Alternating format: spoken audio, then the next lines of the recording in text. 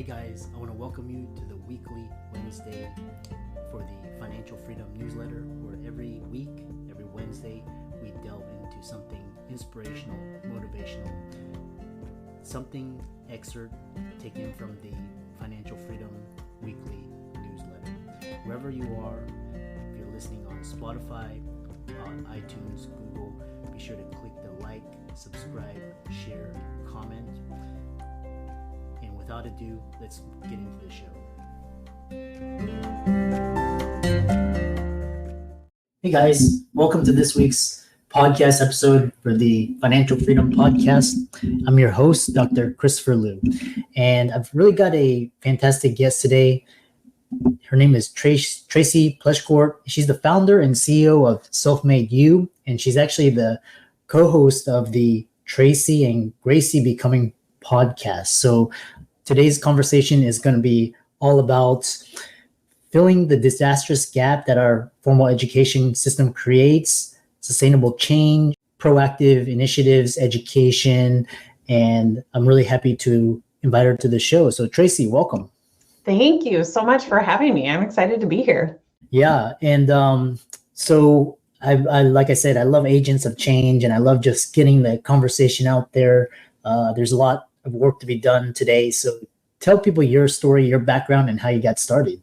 Yeah, well, so I'm a certified life coach who kind of decided what areas I'm going to tackle based on what problems I suffered from. And so I spent 20 years in the advertising industry. It was a phenomenal career and not the typical path that you see most life coaches taking. But that path actually led to burnout. I found myself overeating. I found myself over drinking because I didn't know how to handle stress. I didn't know how to handle overwhelm.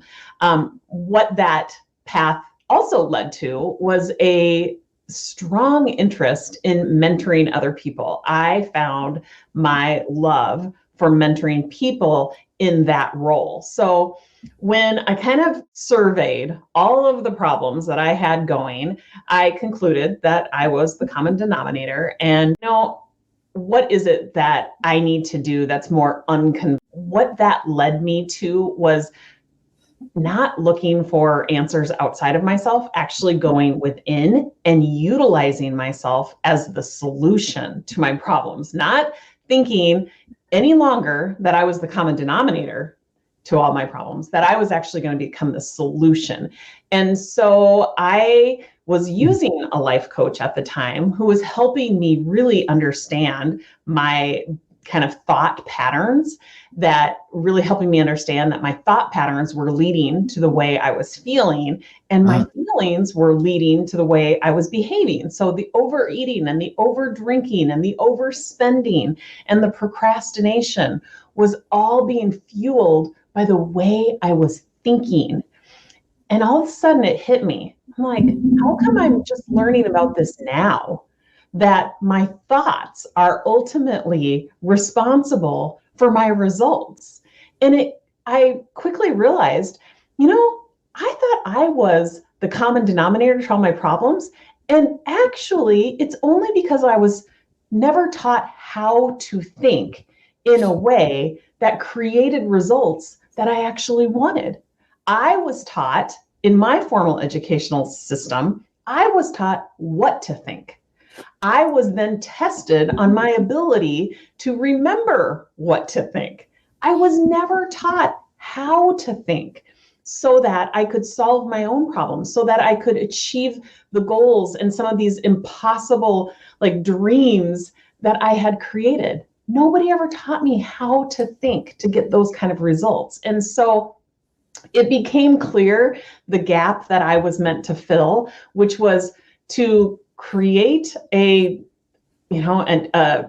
formal educational process where people learn how to think. So Self-Made You was birthed from that need, understanding yourself, being able to rely on yourself to solve all your problems, to achieve all of your goals. And so we created a framework from which you operate from to get the results that you're looking for. So That's what people come to us for. And the applications of our framework is absolutely unlimited. We have people coming through our doors from every sort of background, every age, every socioeconomic status. We have seen and heard it all. There isn't anything that we can't help you solve or achieve. Yeah.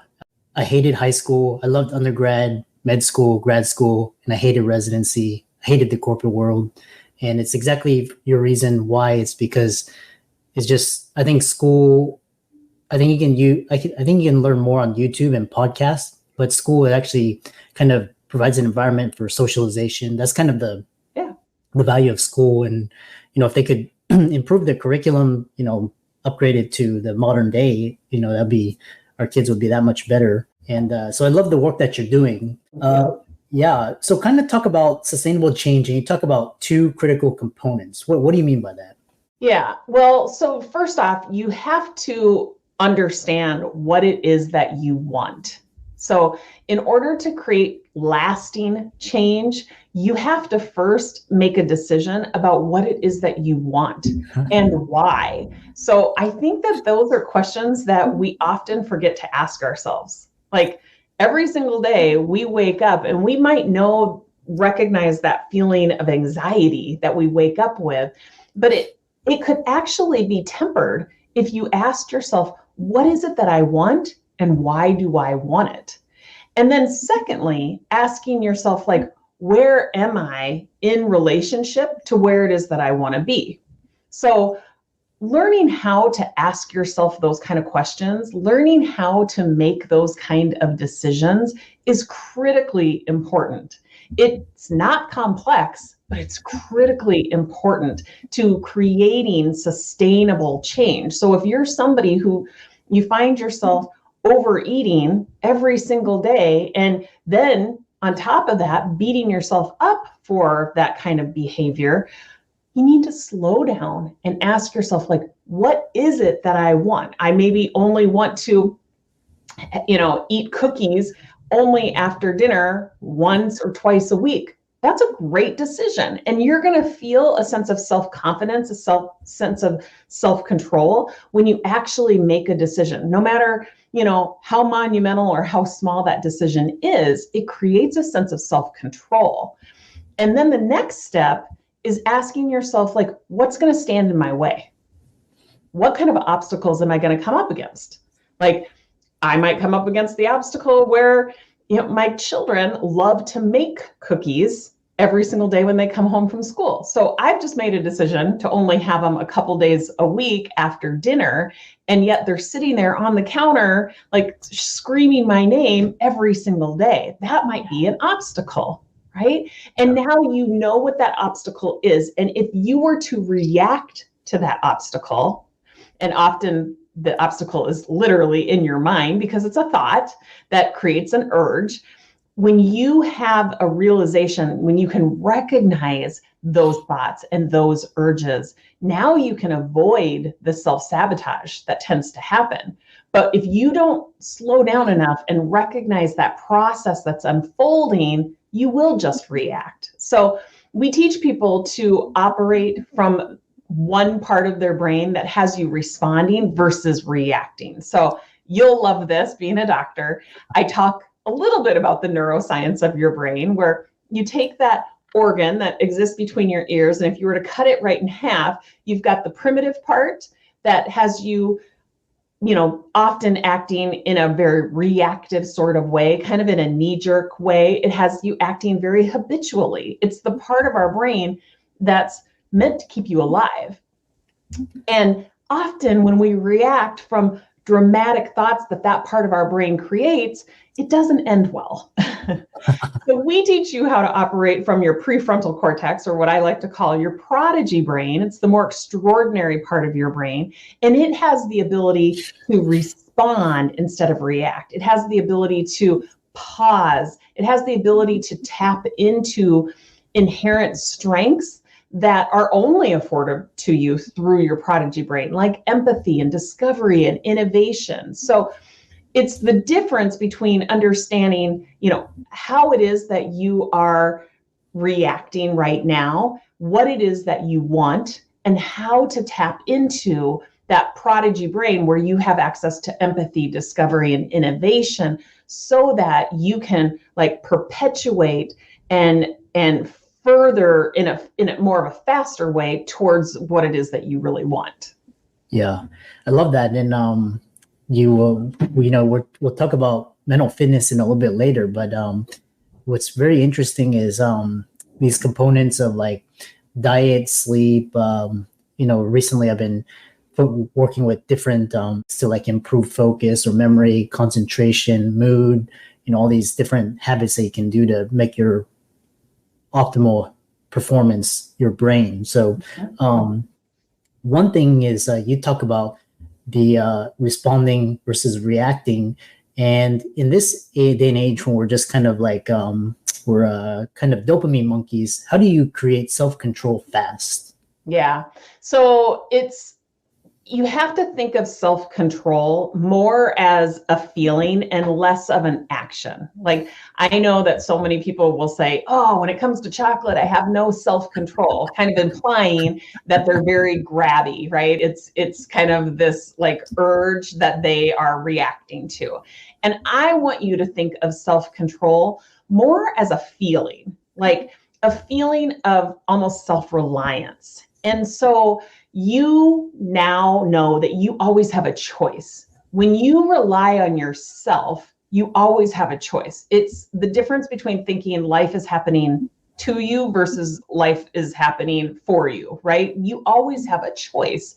And so understanding that, being reactive comes from the part of your brain that has you operating on like autopilot, and operating from the intentional part of your brain, the prodigy part of your brain, actually takes intention. So you have to be actually mindful of where it is that you're at any given time and where it is that you want to be, so that you have this ability to switch between the unintentional and the intentional part of your brain. So does that answer your question?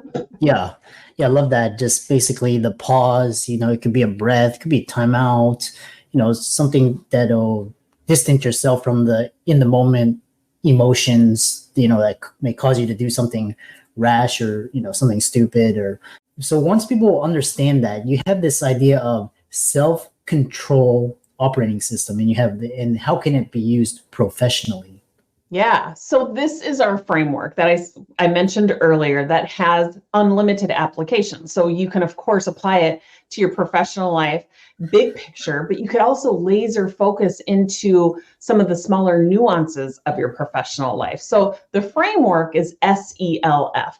It's always relying on yourself, better understanding yourself, thinking of yourself as the solution. And these are ways that you tap into those inherent strengths. So the S is start with a decision. Where is it right now that you are at, and where is it that you want to be? So from a professional standpoint, maybe you're looking to kind of, land that next promotion. So you know very clearly where you want to be and where you're at right now. And you can also ask yourself, like, how do I feel about that? Am I feeling defeated? Am I feeling like this is an uphill battle? Do I feel like this is going to be easy? Like understanding how you're feeling about that. So you start with the decision. Then you go to eliminating the self-sabotage. Now, there are 10 very primary saboteur narratives that most of us listen to. The most universal is the judge, where we're judging ourselves very harshly. Like, you've never been able to climb the corporate ladder before, you're not going to be able to do it this time. Or maybe you're judging other people. Like, my boss gives all of the promotions to Joe and I never get a chance at him. Or maybe you're judging circumstances, like, I've never been afforded the skills to have this kind of, level at work. So the judge is very front and center of most of our lives. And knowing what that narrative sounds like gives you the upper hand. You can be on the lookout for it. You can understand how things unfold when you're listening and you're reacting to it. That's how you start to eliminate the self-sabotage that happens. Because when you listen to that narrative that says, I'm not qualified, and so I might as well not even try, guess what you do? You feel defeated and you quit. It's obvious that that was a self-sabotaging pattern. But if you're recognizing it, if you're looking out for it, you can start to question it. So the S is starting with a decision. The E is eliminating that self-sabotaging pattern. The L is leveraging those prodigy brain strengths like empathy and discovery. You can actually question those saboteur narratives, like you're not good enough, or you've never been able to achieve, the next level in the past. Like, question it. Is that even true? What about that is true? What about that isn't true? Questioning it usually reveals how dramatic those statements are, how quickly we believe them as the truth, and how easily we self-sabotage ourselves. You look for the facts, you separate the facts from the story. You can only do that when you're leveraging your prodigy brain strengths. So there's 5 strengths that we teach you how to tap into. And then the 4th and final step is finish with a decision. So you finish with a decision of what is the next concrete step I can take, not what's the whole path. It's just what's the next step, so that you start to play in the sandbox of incremental pounded progress, which never sabotages us. So this SELF, maybe that final decision is just to go talk to our boss and clarify what are the expectations, instead of, sitting back, listening to those saboteur narratives that say, he doesn't like me, he doesn't want to give it to me in the first place, and you go and throw in the towel. What's just the next concrete laser focused step that you can take with confidence? I like to say, what's the next step that you can take that's actually hard not to do? Make it so simple that it's hard not to do, because those are the compounded incremental steps that are going to get you to where it is that you want to be way faster. So SELF, start with the decision, eliminate the self-sabotage, leverage the strengths, finish with a decision. Applicable to your personal life, to your professional life, and absolutely anything in between. We like to apply it to relationships, healing relationships. We apply it to health and wellness. You name it, and it can be applied. It's very cyclical. Every step you take, you rely on yourself. It produces, it yields a better understanding of yourself. Yeah. I really love that. And, one thing that stood out to me was this insight where it's like, if once you're in this position where you're ready to throw in the towel, you use this self method and you kind of, what is that next decision that you can take action, get leverage, and gain momentum, which is really interesting. So which actually brings us to the next question is, and I love this idea that you're describing Byron Katie as kind of question all of your beliefs. Like, is this true? Why is this true? Where's the facts? Is this kind of a story? Really question that. And then, so, once they use this self-control operating system, and now they can create a roadmap. So how can people create a roadmap to monetize their purpose? Yeah. Well, so first off, it's decide what your purpose is. Like, what is it that really fills you up? Like, what is it that gets you up in the morning? Like, you have to make that decision. And it's so interesting how many people we have coming into the program who tell me, I don't know what my purpose is, or I don't know what I want. And I help them navigate that by looking at, what is it that you don't want? We can quickly conclude what is it that we want if we look at kind of all of our experiences that we've been sorting and sifting through and identifying what it is that we don't want. That makes it very easy to start that roadmap. And then again, the roadmap is always incremental steps. Like, we want to keep assessing, how far we've come, what worked, what didn't work, and what can I do different to be able to take the next step. The what can I do different informs that next step.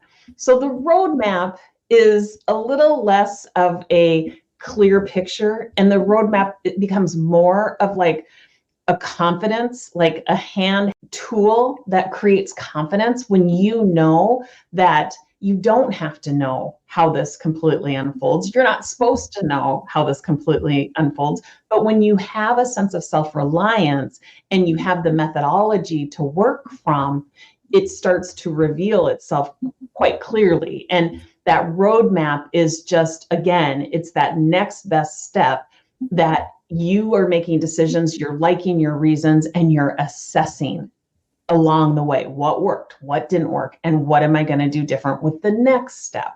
So that's how the roadmap is formed, but it's often a roadmap that you actually see in retrospect and you build like in real time with confidence.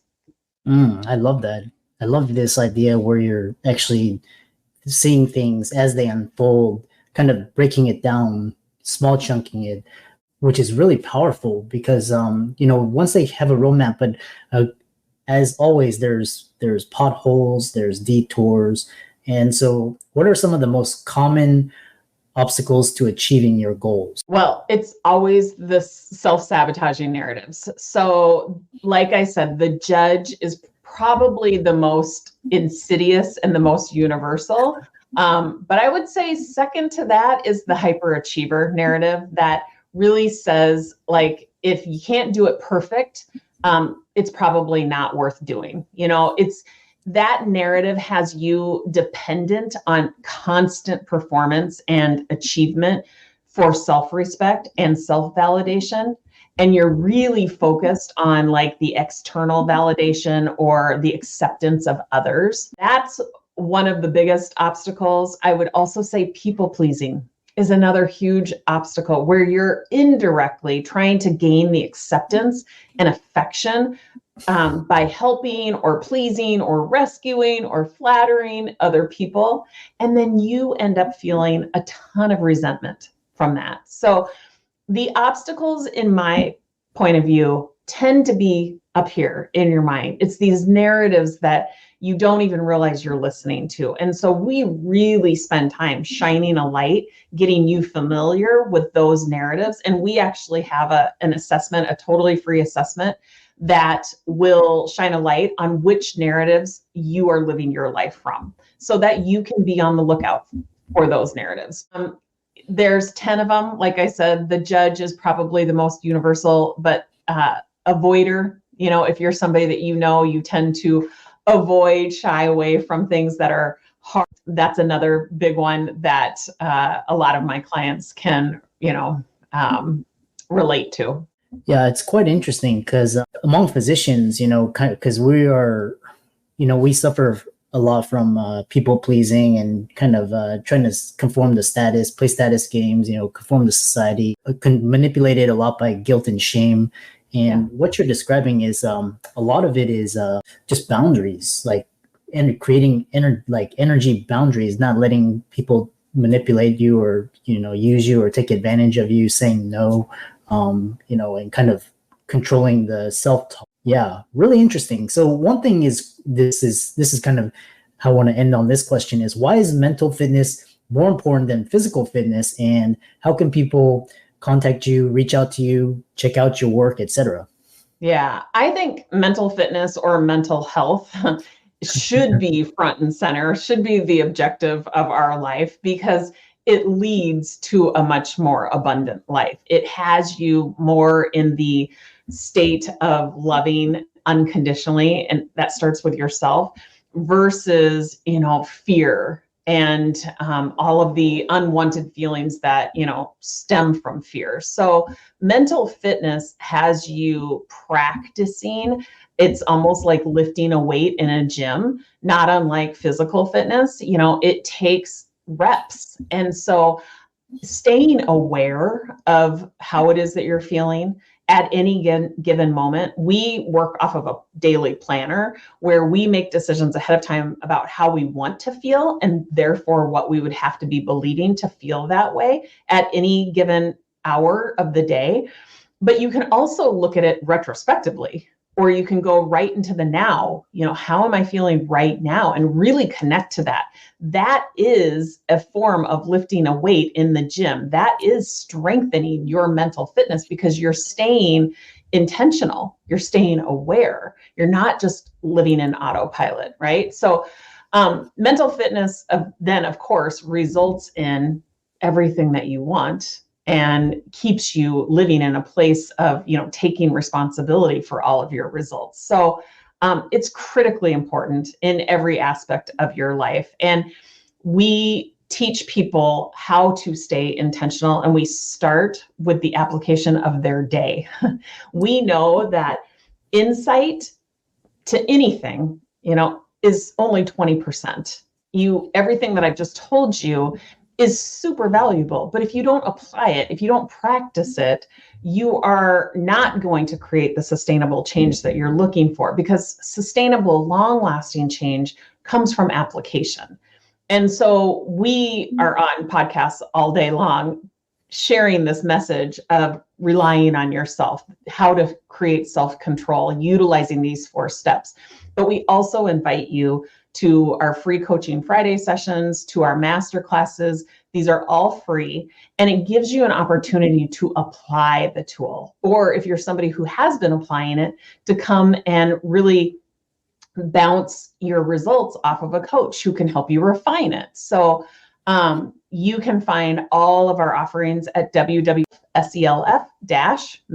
M-A-D-E, and then the letter U. We will have a calendar there for all of the free Coaching Fridays and the master classes. On October 27th, we have a master class on how to plan your perfect day.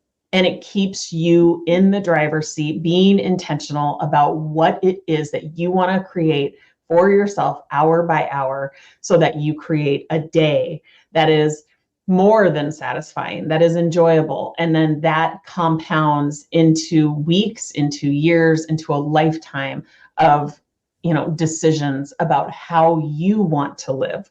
So becoming self-made is an incremental process, and we teach you how to start with looking at the day, breaking it down into the hours, deciding ahead of time how you want to feel. So we invite you to come to that masterclass on October 27th. Yeah, and I love this. What you're describing is, the process, especially all these mental techniques, the Olympic athletes, the professional athletes, all the top CEOs, executives, they use what you're describing. And for all the audience out there, let's thank Tracy for coming on and describing how self-made you is filling the disastrous gap that our formal education system creates for our students, teaching them how to think for themselves, apply their concepts and knowledge, be intentional. And be sure to check out your masterclass as well. Those links will be in the show notes. And he's on Facebook, Instagram, LinkedIn, TikTok, YouTube, as well as the website. These will all be in the links in the show notes. And thanks so much for coming on. Thanks for having me.